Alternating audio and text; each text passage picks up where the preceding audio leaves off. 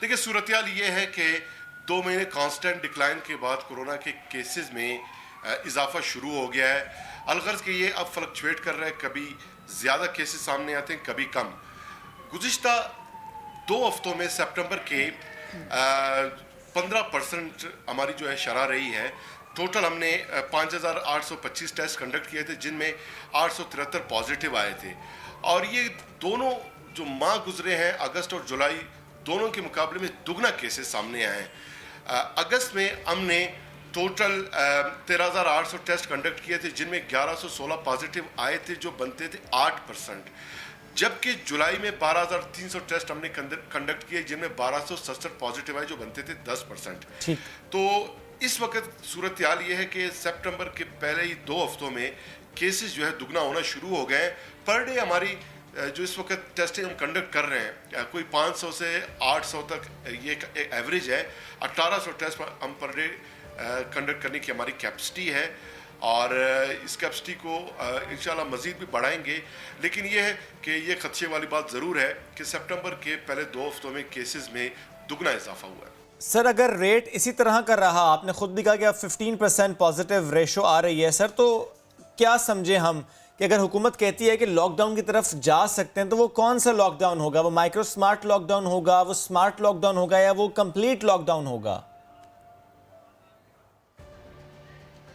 دیکھیں کرونا کا نہ کوئی ویکسینیشن ہے نہ میڈیسن ہے. پوری دنیا میں کرونا کے تدارک کے لیے واحد اسٹریٹجی جو استعمال کیا گیا وہ پریونٹیو میجر تھے, اور وہ یہی تھا کہ لاک ڈاؤن کیا جائے, ایس او پیز پہ عمل درآمد کیا جائے. اور آج بھی تقریباً 8 ماہ بعد جو یہاں پر کرونا آیا ہے, یا پھر دنیا میں کوئی 10 ماہ ہونے کو ہیں, تو کوئی ویکسینیشن اب تک سامنے نہیں آئی.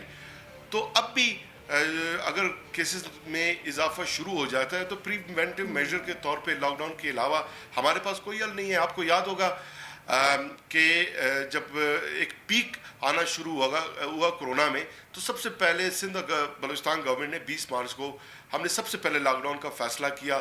سب سے پہلے بلوچستان گورنمنٹ نے اسکول بند کرنے کا فیصلہ کیا, اور یہ بحالت مجبوری ہمیں کرنا پڑا تھا یہ فیصلہ. اور اب بھی اگر کیسز بڑھتے ہیں تو پھر لاک ڈاؤن کے علاوہ ہمارے پاس کوئی اور راستہ نہیں ہوگا. یہ سب بات اپنی جگہ, لیکن یہ فرمائیے گا, اب دیکھیے ملک بھر میں کرونا کیسز پر کنٹرول پایا گیا, تو پھر اب یہ فرمائیے کہ یہ اب آپ لوگ کہاں پر آپ سمجھتے ہیں کہ آپ کو مسائل کا سامنا ہے, کہاں پر آپ سمجھتے ہیں کہ آپ کو تھوڑی پھرتی دکھانی پڑے گی؟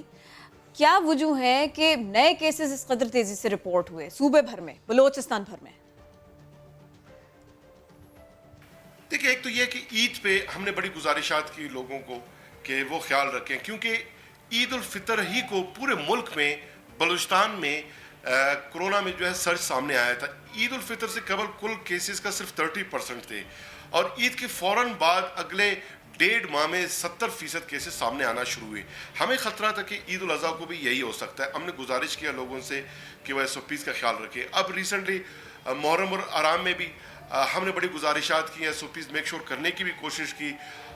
اس میں بھی ہمیں خطرہ تھا کہ کرونا کے کیسز بڑھنا شروع ہو سکتے ہیں. ایک تو یہ وجہ ہو سکتی ہے. دوسرا یہ ہے کہ گزشتہ 2 ہفتوں میں بارشوں کی وجہ سے موسم سرد پڑ گیا. ممکن ہے سرد موسم کی وجہ سے کرونا کے کیسز میں اضافہ شروع ہوا.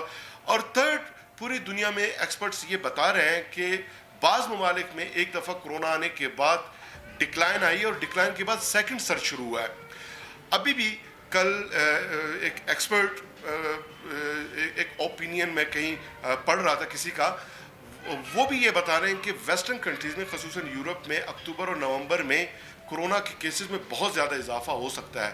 تو ممکن ہے کہ یہاں پر بلوچستان میں جو سیکنڈ سرج ہے کرونا کا وہ آنے لگا ہے. لیکن ابھی تک اس پہ کوئی ہمارے جو ایکسپرٹس ہیں وہ حتمی رائے قائم نہیں کر سکے ہیں.